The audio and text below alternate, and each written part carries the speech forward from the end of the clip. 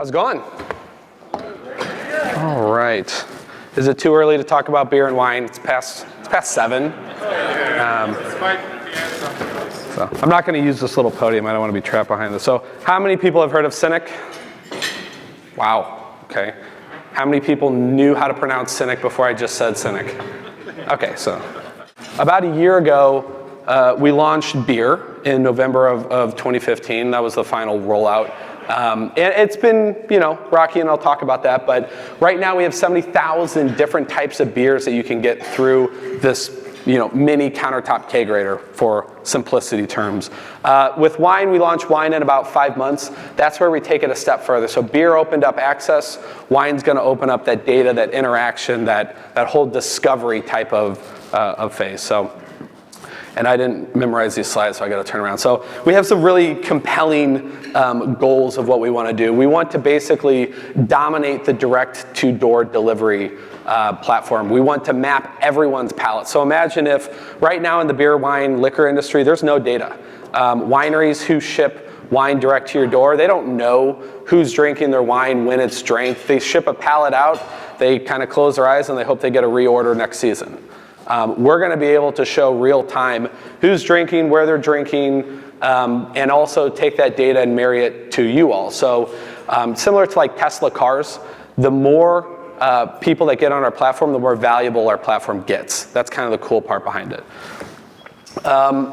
So why this topic? I could have talked about everything. I could have talked about the $1 million in pre-orders that we've generated. I could have talked about whatever. But I think one of the realizations that I've had, even when you talk to the most successful startups or the ones that are struggling, like, startups are hard. And not only that, businesses are hard. And I hear this too from established companies that have been around for decades. And, the way that they've done business for, generations is suddenly not working anymore. Social media, believe it or not, just came around 10 years ago. And so everything's changing very quickly, and things are difficult. So maybe there's an ounce of this that's like a cathartic, me just venting right now, and I just need your approval and praise.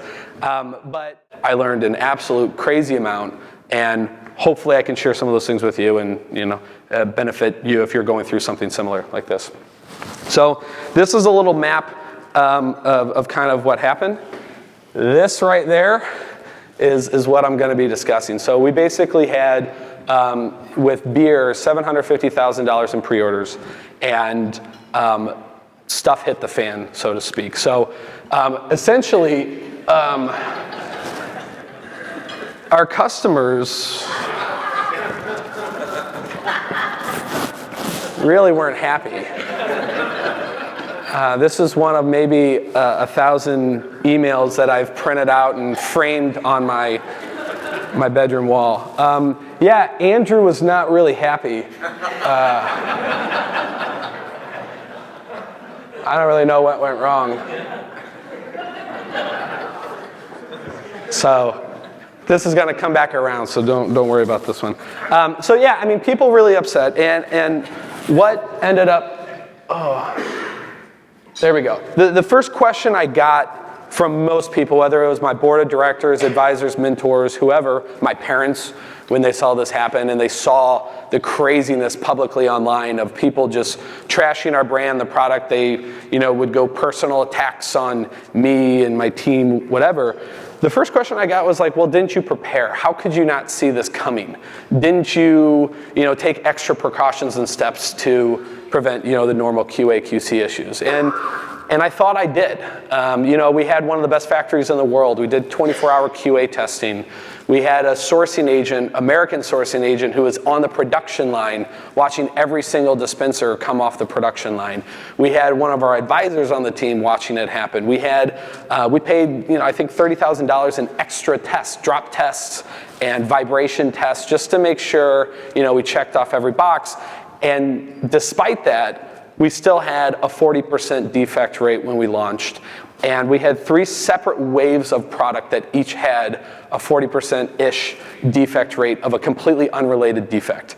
So it was like we plugged the hole in the dam here, and then a new leak kind of sprouted out in the next wave of units. And so we had a 40% defect rate. We had a factory closed down. We had a key component supplier that we absolutely needed for the product to work just go away. We had a third-party logistics supplier that just didn't ship product during Christmas.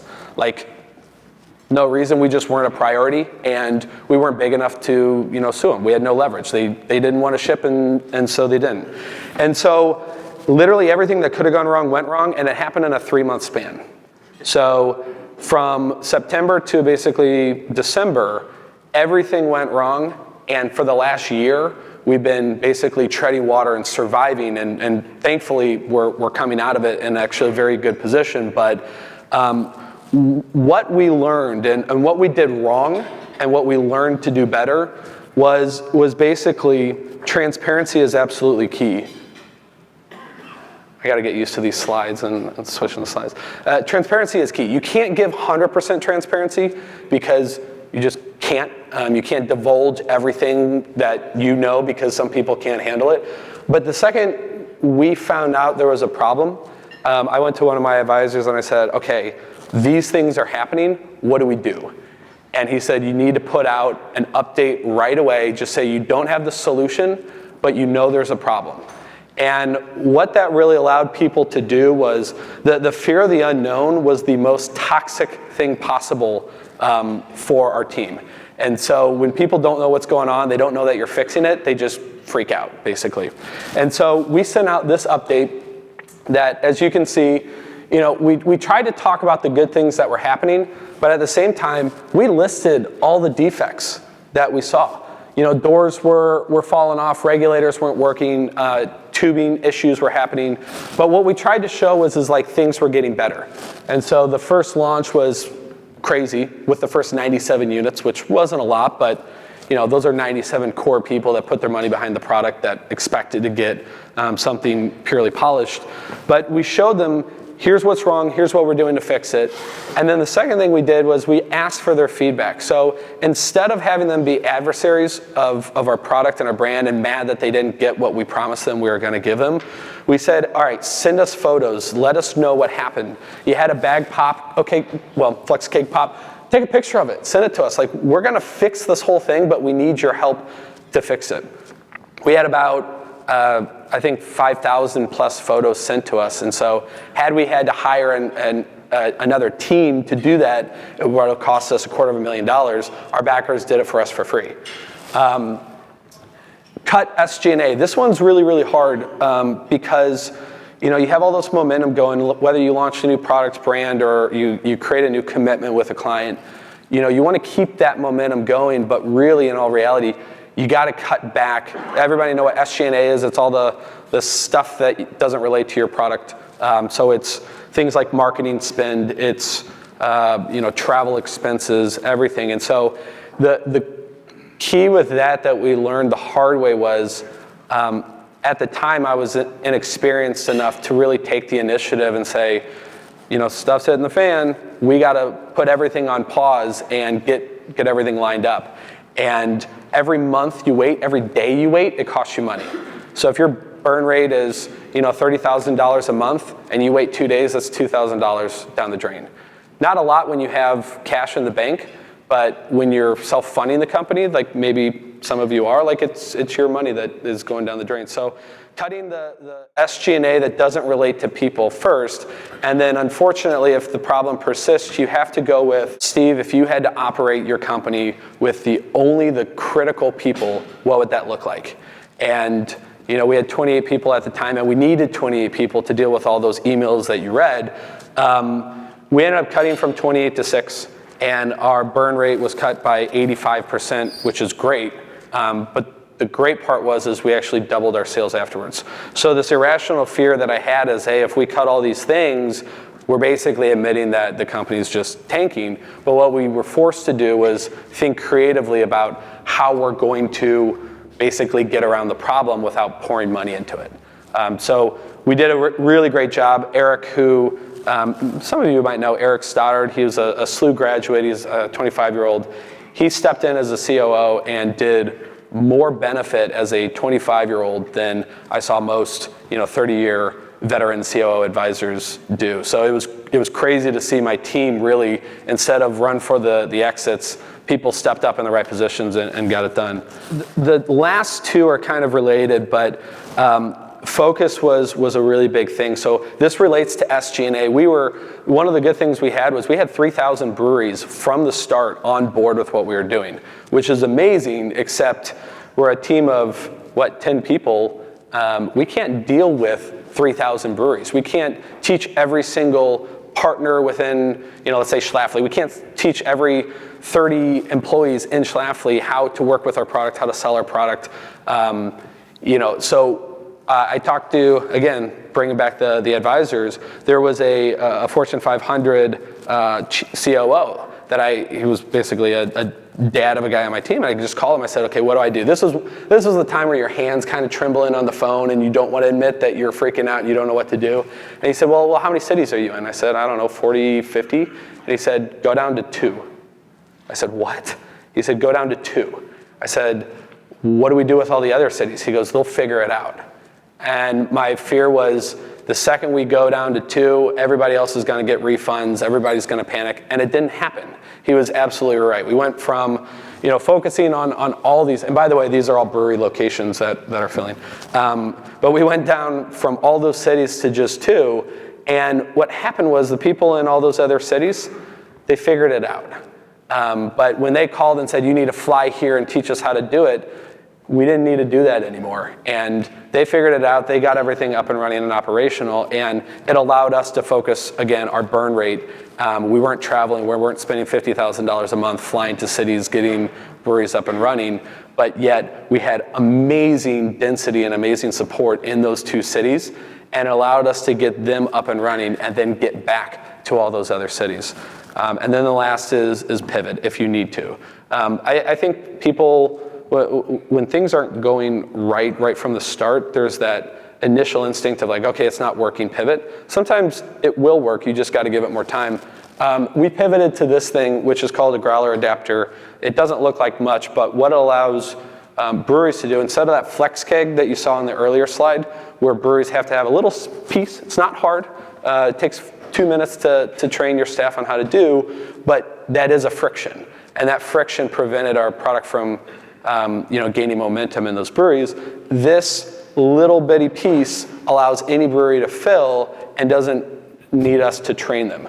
So what ended up happening was, instead of using this as a fix for what was going wrong, we said, hey, if you're having issues with your product, you can buy one of these things. And we sold $30,000 in 2 hours of these little caps. Basically sold out of the first 2 orders, and it solved all the remaining issues that we had on the market. And so where we're at now, these are some of the key highlights. We're not completely out of the water totally, but we're close. I'm actually getting sleep now, which is good. The bags have gone away.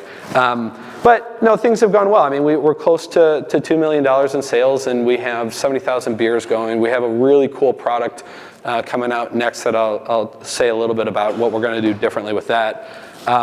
But as I went through this phase, I looked at other successful companies. Tesla went through the same thing. There's actually a really cool video of Tesla and Elon, and there's a point in this documentary where he goes into the warehouse to look at the Tesla cars, the first generation, the Roadster, which they only sold about 1,000 Roadsters.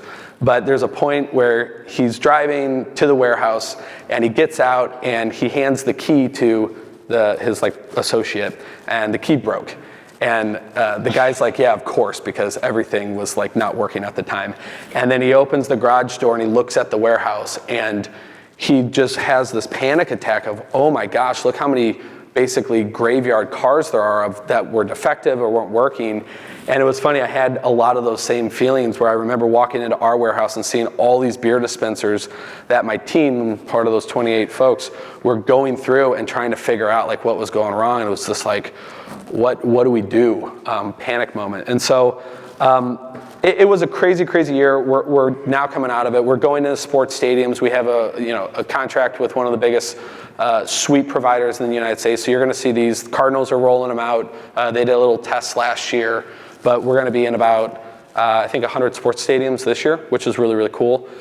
We have not sold a single product using any marketing. So we haven't paid a penny for marketing dollars, and we haven't done anything distribution. So everything's been from word of mouth and direct from our website.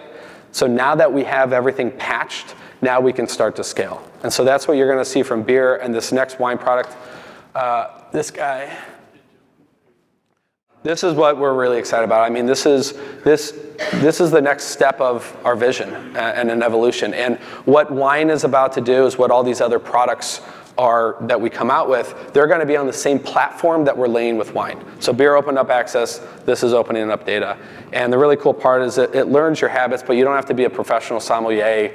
You don't have to be scared about the complexity of wine. You can just rate it on a very simple system and know exactly why you like a wine. So maybe you like cinnamon type flavors, maybe you like apricot. Those are present in white wines, red wines, rosés, and we can find those wines and give them to you. And then on the back end, like I said, wineries will be able to see for the first time ever, like real time, who's drinking their wine, really cool stuff. But what we're doing differently this time around, because I do have a little bit of deja vu, we launched beer almost 2 years ago in June, and we're doing the same thing with wine. So it's literally, I remember where I was at this point in time 2 years ago going into the beer launch, and the mistakes I made back then that I'm not going to make again. One, I'm going to obsess over the product. Again, Elon is one of my brother works for Elon, and so I have like a kind of almost an indirect personal relationship with him. But we're best friends. We're going out for beers later. But he absolutely obsesses over the product. And when I met him, what amazed me was he knew almost as much as all the engineers. He could tell you within a rocket engine, this is what it does, this is how it works. Now, he didn't do all the work, but it's kind of like cheating on a test. He would just have all his engineers tell him the answers, so he knew. And so with our product, I'm leading the software development of wine, I'm leading the hardware development, I'm picking out the factories myself, I'm meeting every single factory, which I didn't do before. When the product's in production, I'm actually staying in the factory. So hopefully the cots that they have are luxurious for me. But and what I found by doing that, even with the growler adapter, when I obsessed over it, they showed me videos and they said, hey, the product's ready to go. We love it. It works. And I said, great, send it to me. Like, I need to see it myself. If it's not in my hands and I'm not testing it, we're not launching it. Sure enough, they sent the growler adapter. This was back in September. And I put it on and it leaked. And it foamed everywhere. And what I learned was they were screwing this cap on super, super tight, more than what a normal consumer would, just to make it work so that I would be happy. They just want to please you temporarily. Well, had I not been aggressive with looking at it, we would have sent out 20,000 growler adapters that were all defective. So it's kind of like yes, I'm starting to learn a little bit. So with this, I have a very detailed plan on everything that needs to be checked off. And we're working through that with the rest of the team. Iterative process. This is what we didn't do last time that we do now. We have a very detailed month-by-month timeline of what needs to be done by what date, and if it's not done, we move the launch back. So if we do not have a working functional prototype by April, well, then we can't demo it to the wineries, which means we can't fill the wine, which means we can't send out the beta. You know what I mean? So everything, we now have mapped everything out, and we know, okay, here's the landmines. If this doesn't work by a certain time, we got to pause stuff, which leads me to the next one. I don't know if I put it up there. Well, I didn't put it up there, but we're going to be very aggressive too with pausing. If we miss Christmas, we miss Christmas. But we're going to have a 3-month beta program, which we program this in. We expect things to go wrong. So instead of just saying, hey, we're launching, letting us know what you think, we're letting people know you're going to get a unit. We hope it works really well. But for 3 months, we're only shipping it to 500 people and letting them use it for 3 months. Like, even if it works beautifully from day one and all 500 people call me and say, it's amazing, 3 months. That doesn't change because something might happen in month 2 or month 2.5. And then what else do I have? Oh, and overreacting to problems. There's that story of the Tylenol when, someone was putting arsenic in the Tylenol and people were dying. And it was only in one store in one city, and, one instance of it happened over a week. But instead of Tylenol just taking those products out of that store, they took it out every single store across the United States, every single Tylenol product. I think it was not just the extra strength, it was everything. And for 6 months, I believe, and I might be getting the story wrong, so don't quote me on this, but for 6 months, they did not ship out new Tylenol product until they had that new safety cap over it. So now every single medicine that you open has that little safety seal on it. And the reason they did that was because they had to protect their brand. Another product, you might have heard of Corvin. It's a needle that goes into a wine bottle, and you can pour wine out of it. Well, 3 bottles exploded. And it wasn't even Corvin's fault. The people that were using the thing to pour the wine were using chipped and cracked wine bottles. But it doesn't matter because their brand was at stake.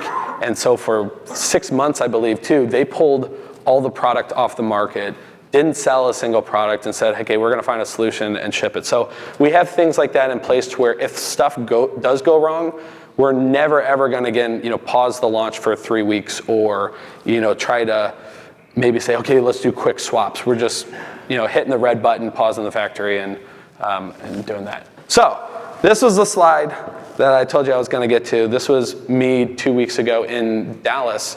This was the guy from the email earlier. So one of the cool parts is I think because my team did such a good job of hugging our customers, despite the 40% defect rate that we launched with, we had less than a 2% refund rate. Less than 2%. I mean, that's a 2% return rate would be, just a normal people don't like your product.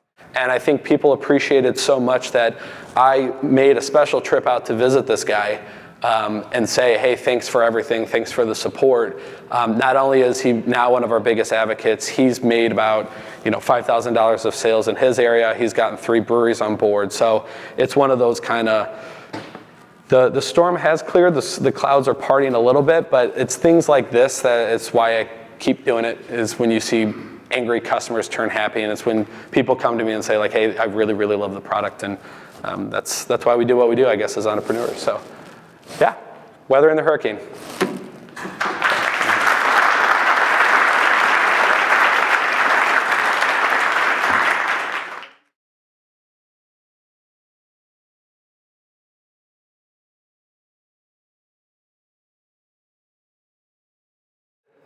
People can be vicious, especially nowadays when you can hide behind the computer screen and face no reactions. What I started doing is we now have a funnel system, and the really, really, really angry customers like Andrew get forwarded to me, and right away I pick up the phone and I call him.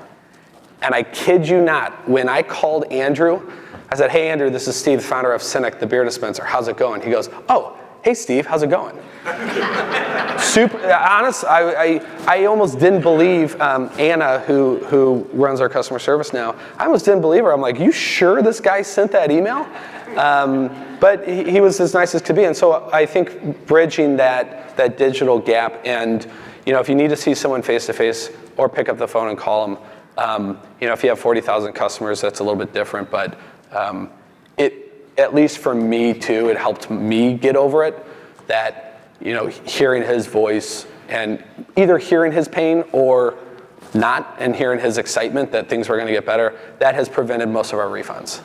And it helps them too. I mean, I think too, when you run a business, everybody thinks that you're a Apple type company, that you're going to have a staff of 10,000 and that you're super polished, when in reality, you're hustling and bootstrapping as much as you can. So just picking up the phone and calling them like a human being, so they're not talking to a Comcast call center where you get nowhere the entire time, that's been helpful.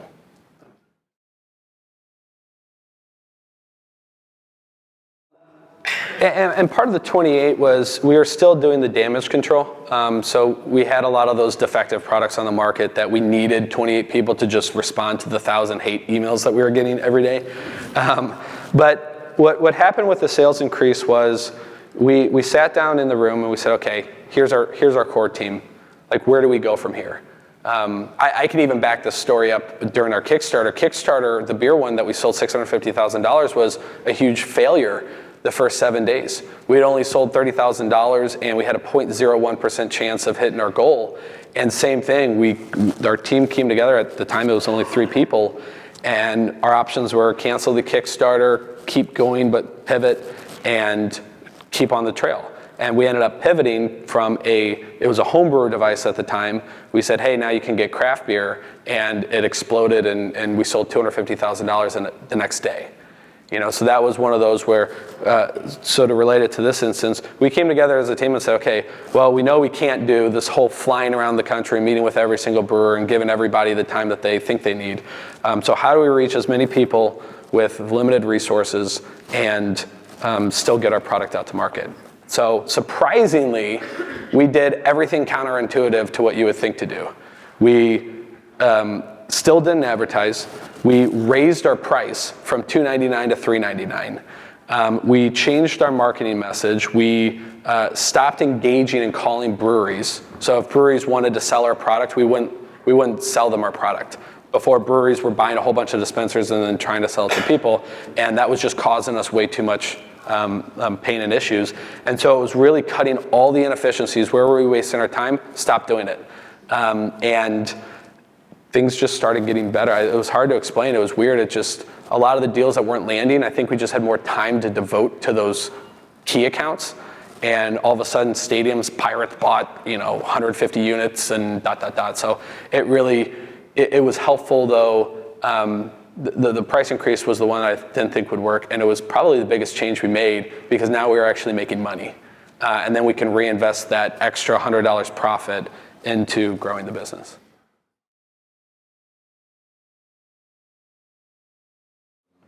I can tell you if we did have a plan, which we didn't, but if we did have a plan, we would have thrown it out the window during our launch because nothing would have prepared us for like the crazy pushback that we got. With that being said, going into the wine unit, we have a plan. So we're going to have a really interactive FAQ page that is going to have high quality videos of everything we anticipate going wrong. Because now we've seen the spectrum. So we're going to have high quality videos. We use a software called Groove, Groove. There's plenty of other ones like it, but basically you can preload responses. So let's say I anticipate with wine, wine units not turning on. I can preload a response saying, sorry to hear your unit didn't turn on, and I can customize the language in there. So all my customer service team has to do is click and drag the response. The other thing was key that we didn't do that I so wish we did from day one is we did not have an organized tagging system to know what went wrong and tag it. And so we couldn't say, hey, there's 700 issues and 30 of them are this and 200 of them are this. Now we went back and we tagged them all, but had we done it at the time, we could have put our finger on the hole a lot sooner.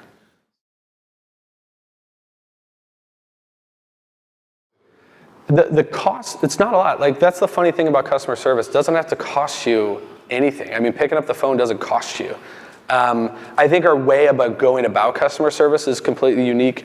I would say, though, customer service and focusing on it has probably saved us $500,000 in refunds and not only refunds, but like getting sales. People who are on the fence about like, hey, I don't know if I should buy this, and someone will pick up the phone and call the person and convince them. So customer service was huge. I mean, it saved our company and actually it took us a step further and helped us identify all the problems.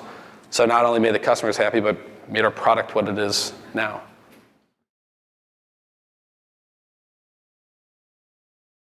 Yeah, I think a lot of people, there's this belief that, you open up the Kickstarter and, you're going to magically have all these sales. And the most successful Kickstarters I've known, who I've talked to, have done a lot of planning behind it, have done a lot of research, made connections with media folks in the industry. So with me, I actually started an entirely new company. Kevin, wherever you are, you'll know this, but Craft Conscious which was basically a podcast or video series that focused on the business of beer, not just beer tastings and beer reviews. And the reason I did that was it was the easiest way I could meet breweries. So if I sent an email to a brewery, say, hey, we're starting this podcast, I want to interview you and promote you to all these people. We had, I think, 160 breweries within 2 months that I interviewed. And every one but two were SYNEK supporters during our Kickstarter. So, and that's not why I did it. I was very transparent with them. I said, hey, we're starting this podcast, but we're also having this product come out. So 2 different things. But it was an easy way that I can introduce our product to them. But the second thing is when we reached out to media contacts, we didn't do it like the day, like, hey, here's our Kickstarter, promote it, thanks, call me, questions. Like a lot of people do that, it's crazy. We started reaching out to them about 3 months before the Kickstarter and saying, all right, here's the deal, here's our product, what do you think? And they would give us feedback, yeah, this is stupid, change this. Okay, well, we either listen to them or don't, but just starting a relationship with them was huge. And then the third, I don't know if anybody's seen our Kickstarter video, but I think the goal, if Donald Trump has taught us anything nowadays, is you got to stand out in whatever way, shape, or form. And so I had a bleeped out F word within the first 3 seconds of the video, which got a lot of laughs and traction, and people were talking about it. But we also sent out an email. I think the biggest decision we made on a Kickstarter was when we blasted it out to 2,000 media folks. Right before we sent it, I stopped the email. I said, okay, change the title. The title said a countertop beer dispenser that gives you any beer ever made or something. I said, change the title. And it was like, no, that's our tagline. It's like, change the title, put Keurig for beer. And I put Keurig for beer in the title. It got probably an 80% open rate, I think is what we saw. And Time Magazine and all these people, we had 400 plus articles. It was just catchy, Keurig for beer. They didn't read any of the details. They got half of them wrong, but they still got our exposure out there. And so the key with Kickstarter, I think, is in that very saturated type marketplace, how can you stand out? Maybe it's not a bleeped out F word, but it worked for us. Sure. Yeah, so Steve Case was the founder of AOL. Really good guy. Obviously has a lot of money. Sold AOL to Time Warner for a couple billion, whatever it was. But he had a pitch competition that we ended up winning, and the reason I didn't take his money was the first thing he did after we won the competition was, here, talk to my lawyers. And I'm like, but I want to talk to you. What do you think of our company? And I just didn't feel a connection with him as a person. And so, what we wanted was the folks that we had on our investment team, when stuff hits the fan, there's that connection there. And so they came and fought with us. They didn't run for the fences or, save face for their reputation by saying, oh, I don't want to help SYNEK. So we avoided investors like that who didn't have a passion for what we were doing. And I think that has been helpful, at least up to this point. Now, and I've heard from a lot of other entrepreneurs that sometimes investors can be extremely toxic, especially if they have a controlling interest on your board where they actually kind of control your company. And so with Steve, it was kind of a simple decision. It was, do you believe in our product and our vision, and do you want to talk about it? And if the answer is no, then we'll find more investors. And that's what we did.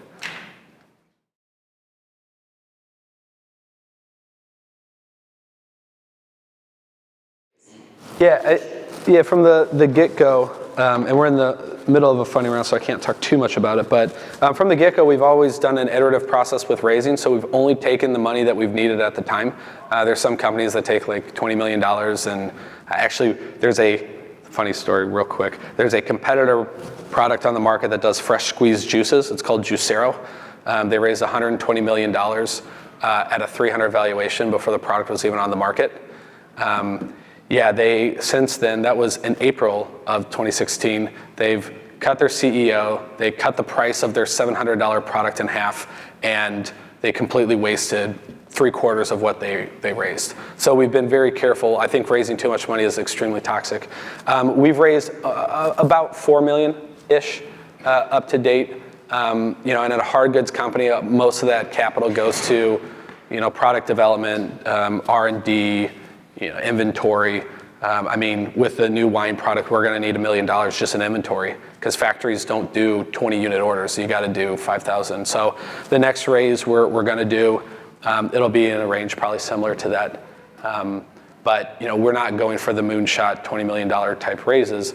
Once we prove the product, great. The hope is that the cash flow we generate off the wine sales, which we're going to make money off the wine, the hope is we start to see that grow our company, and then we can raise, if we want to, a big round to accelerate it.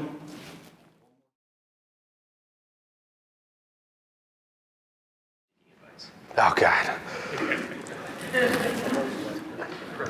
Well, I think what I try to do is I understand their situation, because although entrepreneurship's hard, the word hard has a lot of different shades to it. And so I try to understand what they're going through. And usually I do the deflection method, where when I understand what they're going through, I let them know, hey, it's cool because I went there too. But then I try to connect them to the people like in this group who I think can actually help them.